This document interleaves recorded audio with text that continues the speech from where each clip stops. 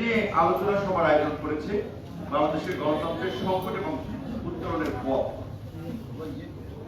সমস্ত বিরোধী রাজনৈতিক দলের নেতৃত্ব এখানে উপস্থিত আছে। বাংলাদেশের গণতন্ত্রের সংকট বাংলাদেশ সৃষ্টির পরেই শুরু হয়েছে। এখানে আমাদের বাসার ভাই থেকে শুরু করে এখানে যারা মুক্তিযোদ্ধা আছে তারা সেটা সবাই ভালো করেই জানে। যেই দল মুক্তিযুদ্ধের জন্য স্বাধীনতার জন্য সংগ্রাম করেছে, মুক্তিযুদ্ধ এবং স্বাধীনতা যে লক্ষ্য উদ্দেশ্যে হয়েছিল একটা বৈষম্যহীন গণতান্ত্রিক সমাজ বিনির্মাণ করা, পশ্চিম পাকিস্তান পূর্ব পাকিস্তানের বৈষম্য নিরসন করে এই অঞ্চলের মানুষের নাগরিক মর্যাদার ভিত্তিতে একটা মানবিক রাষ্ট্র গড়ে তোলা। দেশ স্বাধীনের পরেই আমরা দেখেছি মুক্তিযুদ্ধের অন্যতম একজন অবিসংবাদিত নেতা আমাদের শেখ মুজিবুর রহমান, তার নেতৃত্বে স্বাধীন বাংলাদেশী একদলীয় শাসন ব্যবস্থা কায়েম করার জন্য গণতন্ত্রকে কবর দেওয়া হলো। আবার রক্ত দেওয়া, জীবন দেওয়া, দীর্ঘ লড়াই সংগ্রামের পরে 91 সংসদীয় গণতন্ত্রের প্রবর্তন করলেও গণতন্ত্রের প্রাতিষ্ঠানিক রূপ গত 33 বছরে এদেশের মানুষ দেখে।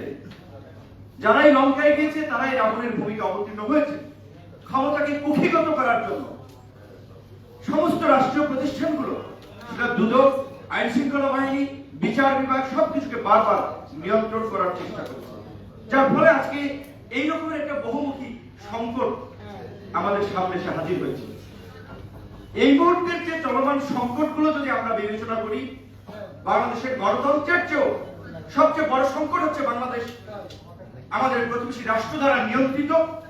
বাংলাদেশের উপরে প্রতিবেশী রাষ্ট্রের কর্তৃত্ব, প্রতিবেশী রাষ্ট্রের কর্তৃত্ব থাকার ফলেই শেখ হাসিনার মতো একটা ফ্যাসিস্ট শাসক জনগণের ভোট ছাড়া, জনগণের উপর অত্যাচার, নির্যাতন, গুম খুন চালিয়ে সংসদে পৈশাচিক উল্লাস করতে পারেন, তারা তাদের পক্ষে সাফাই গাইতে পারেন। একটা রাষ্ট্রের সর্বোচ্চ প্রতিষ্ঠানের প্রধান পদে আসীন সেনা প্রধান, পুলিশ প্রধান এই ধরনের জঘন্য কর্মকাণ্ড ঘটানোর পরেও এখন পর্যন্ত তাদেরকে গ্রেপ্তার করা হয় না, তাদেরকে দায় মুক্তি দেওয়ার মতো একটা দুঃসাহস এই সরকার করতে পারে। এবং নির্লজ্জ বেহায়ার মতো এই দলের সাধারণ সম্পাদক বলতে পারে যে আমাদের সৎ সাহস আছে বিচার করার। কোথায় সৎ সাহস? কার বিচার করেছেন? প্রধানমন্ত্রী বিশেষ সঙ্গে আব্দুস-সোবহান গোলাপের 9টি প্রপার্টির সম্পত্তি নিয়ে আন্তর্জাতিক অনুসন্ধান কাজ করা সংস্থা গত বছর রিপোর্ট প্রকাশ করেছে, ব্যবস্থা নিয়েছেন। শেয়ার বাজারে কেলেঙ্কারিতে সবচেয়ে বড় লুটেরা দুর্বৃত্ত সালমানের প্রমাণের বিরুদ্ধে ব্যবস্থা নিয়েছেন। এই সালমানের বিরুদ্ধে ব্যবস্থা নিয়েছেন। কার বিরুদ্ধে আপনারা ব্যবস্থা নিয়েছেন? এই সমস্ত কথাবার্তা বলে একটা পৈশাচিক উল্লাস করছেন, জনগণের সঙ্গে মশকরা করছেন। তাই আমি মনে করি যে চলমান সমস্যার প্রধান কেন্দ্রবিন্দুতে অবশ্যই বাংলাদেশের উপরে ভারতীয় কর্তৃত্ববাদের অবসান না করা পর্যন্ত গণতন্ত্র, আদালতের স্বাধীনতা, স্বাধীন গণমাধ্যম, আমাদের ভোটাধিকার কখনোই ফিরে আসবে না। এই পরিস্থিতির মধ্যেও ভারত একটা ভোট হয়েছে। বাংলাদেশের পত্রপত্রিকা মিডিয়াগুলো স্টোরি করছে, বাপু থেকে পরিপক্ক রাহুল বিভিন্ন ধরনের স্টোরি করছে। ভারতের গণতন্ত্র নির্বাচন নিয়ে কত রকমের বিশ্লেষণ এখানে দেখেছি, অথচ নিজের দেশে মানুষের ভোট দিতে পারছে না। ভোটের কথা বলতে গিয়ে রাস্তায় গুলি খাচ্ছে। বিজ্ঞ পলিটিশিয়ানরা, মুক্তিযোদ্ধারা লাঞ্ছিত হচ্ছে। পুরো সমাজ বলতে হচ্ছে, এখানে আমাদের সিনিয়র রাজনীতিবিদ আছে, একটা বিষয় লক্ষ্য করেছেন, আপনার ভবিষ্যৎ প্রজন্ম কি রেখে যাচ্ছেন? পড়ালেখা নাই, কথাবার্তা মানে সামাজিকতা বলেন, আপনার একটা শিক্ষণীয় বিষয় বলেন, কিচ্ছু নাই। কিছু ছেলেমেয়ে তারা টিকটকে সেলিব্রিটি, মিলিয়ন মিলিয়ন ইয়ং যুবকরা আবার তাদেরকে ফলো করে, কি সমস্ত অসামাজিক কাজকর্ম করে। তারা হচ্ছে এই সময় যুব সমাজের আইকন। একজন কাউন্সিলরের ক্যাডার মোহাম্মদপুরে একটা ছেলে আছে, বাইকার, খুব জনপ্রিয়, তার প্রায় ধরেন 24 লক্ষ ফলোয়ার আছে। মোহাম্মদপুরে একজন কাউন্সিলরের বলতে পারেন সে অ্যাক্টিভিস্ট, পান্ডা টিমের সদস্য, কিন্তু তাকে 24 লক্ষ যুবক ফলো করছে। তাহলে যুব সমাজ, তরুণ সমাজ কোন দিকে যাচ্ছে? চারটি ছেলেকে গ্রেপ্তার করছে, টিকটকার, পড়ালেখা নেই, কি সমস্ত অশ্লীল কর্মকাণ্ড করে বেড়ায়। তাকে নিয়ে সমস্ত পত্রপত্রিকার নিউজ হয়েছে, তিনি গ্রেপ্তার হয়েছেন। পত্রপত্রিকার রুচিটা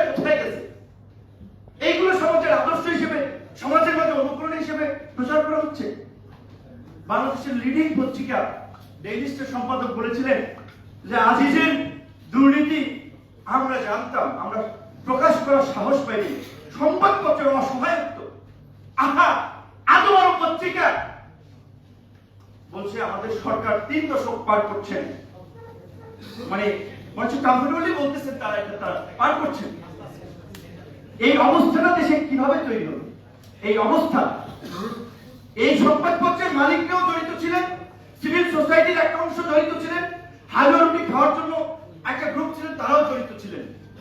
এখন সবাই হাহুতাশ করছে, দেখেন সবার মুখ কালো, সবাই বলছে যে এইভাবে দেশ চলতে পারে না যেভাবে চলছে। একজন আওয়ামী লীগের এমপি বলছে আমি এই 72, 73, 74 এর আলামত দেখতে পাচ্ছি। আইন শৃঙ্খলা পরিস্থিতি পুরো ভেঙে পড়েছে, আইন শৃঙ্খলার মধ্যে বাহিনীতে সরকারের নিয়ন্ত্রণ নাই। আজ গতকালকে বাংলা আউটলুকে প্রধানমন্ত্রীর বেসরকারি খাদ্য প্রতিষ্ঠা সালমান এফ রহমান এবং প্রধানমন্ত্রীর নিরাপত্তা উপদেষ্টা জেনারেল তারিক সিদ্দিকী তার বিরুদ্ধে কথা বলা দুষ্কর, কারণ নিজে বাইরে চাই সব তার আঙ্গুলি হেলানো উঠে আর বসে। কাজে আমি কথা বলে আবার বাসা থেকে যাতে এইখান থেকে বাসায় যেতে পারবো কিনা এটা একটা সন্দেহ। তারপরে বলছি বাংলা আউটলুকে রিপোর্ট প্রকাশ করেছে, আপনারা পড়ে নেবেন। 11 সালে কেয়ারটেকার গভর্নমেন্ট বাতিলের ফলে যেটা তীব্র আন্দোলনের মুখে সরকারের পতন হতে পারে, সেই এক্সিটের জন্য তারা আপনার ক্যারিবিয়ান দ্বীপপুঞ্জের রাষ্ট্রের নাগরিকত্বের জন্য আপনার আবেদন করেছিল এবং তারা কিভাবে লন্ডন সহ বিভিন্ন জায়গায় তার ছেলে মেয়ে বউয়ের নামে প্রপার্টি, এত করাপশন, কয়টা টেলিভিশন টকস আয়োজন করতে পারবেন যেটা তারিক সিদ্দিকীর বিরুদ্ধে? পারবেন না আপনারা। সেটা আপনার আজিজের বিরুদ্ধে এখন কথা বলছেন, বেনজিরের বিরুদ্ধে কথা বলছেন। বেনজির 22 সালে রিটায়ারের পরে আমরা একই ডিপার্টমেন্টের ছাত্র, যদিও তিনি সিনিয়র, আমি খুব কিছু লেখা লিখছিলাম, কয়জন কথা বলেছেন তার এত অপকর্ম ছেলেও আজিজ সেখানে মরা গরু ধরে টানছেন, মরা সাপ ধরে পিটাচ্ছেন। আজিজ সাহেব পদে থাকতে যখন All the Prime Minister's Men Al Jazeera documentary প্রকাশ করলো কিভাবে তিনি তার ক্ষমতার অপব্যবহার করে তার ভাইদেরকে রাষ্ট্রপতির ক্ষমা করে খুনিদেরকে মুক্ত করেছিলেন, দায় মুক্তি দিয়েছিলেন। সে সময় কয়েকজন সেনাপ্রধানের পদত্যাগ চেয়েছিলেন যে এই ধরনের একটা ক্রিমিনাল পরিবারের সদস্য বাংলাদেশের সেনাবাহিনীর মতো গৌরবোজ্জ্বল প্রতিষ্ঠানের প্রধান হতে পারে না। কয়েকজন ভয়েস ইউজ করেছে।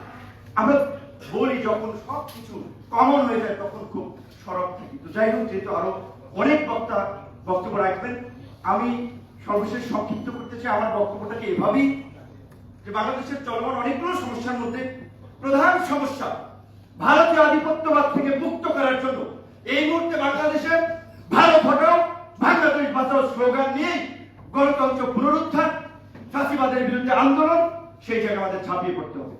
গণতন্ত্র পুনরুদ্ধার, গণ অভ্যুত্থানের সব ধরনের উপাদান বিদ্যমান, আপনারা চেয়ে দেখেন বিদ্যমান। এখন দরকার গণজাগরণ।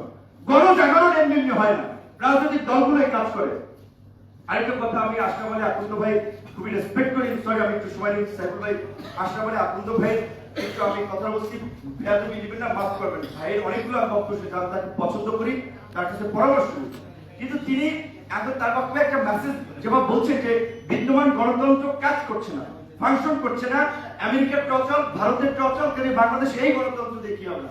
আমি আশরাফ আলী ভাইকে বিনয়ের সাথে পরবর্তী কোনো প্রোগ্রামে জানতে চাবো তাহলে আপনার ফর্মুলাটা কি? এই গণতন্ত্রতেই কাজ করে, এই গণতন্ত্র আছে বিধায় কিন্তু আমরা এইখানে টুকটাক কথা বলতে পারছি। আপনার অন্যান্য রাষ্ট্রীয় টুকটাক এরকম কথা বলা যায়, স্পেসিফিক একটা নির্বাচন হয়, জনগণ পছন্দ দিয়ে আপনার জনপ্রতিনিধি নির্বাচিত করতে পারে। এটা একটা বিদ্যমান ব্যবস্থার ফলে কিছুটা হলেও মানুষ একটু স্বস্তিতে আছে। এইটুকু যদি না থাকে তাহলে কি? এইটা একটা ফর্মুলা আমি আশা পাই কাছে পরবর্তী প্রোগ্রামে জানতে। ধন্যবাদ।